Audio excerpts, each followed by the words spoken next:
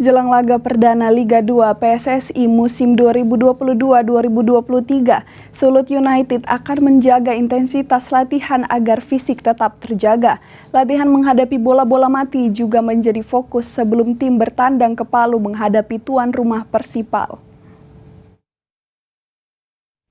Pelatih Sulut United Jaya Hartono mengubah pola latihan jelang bergulirnya kompetisi Liga 2 musim 2022 dan 2023. Para pemain Sulut United hanya akan melakukan latihan ringan untuk menjaga intensitas dan kondisi fisik jelang melakoni laga perdana di Liga 2 musim ini.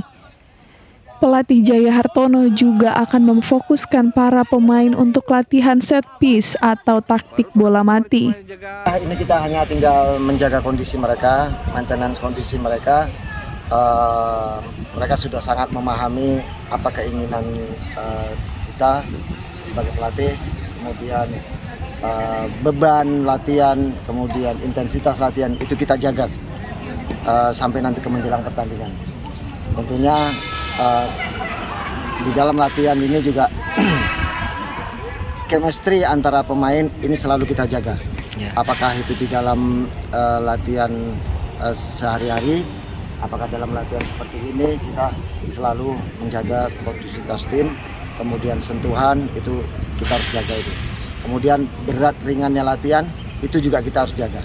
Sampai nanti ke menjelang pertandingan mungkin sisa waktu beberapa hari ini kita manfaatkan untuk latihan-latihan set piece saja nanti.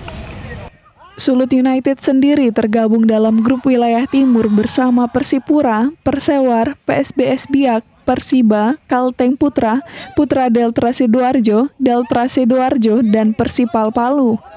Laga perdana Sulut United akan bertamu ke Palu menghadapi Persipal 4 September nanti. Sementara laga kandang perdana di Stasiun Klabat, Sulut United akan menjamu Persipura pada 10 September.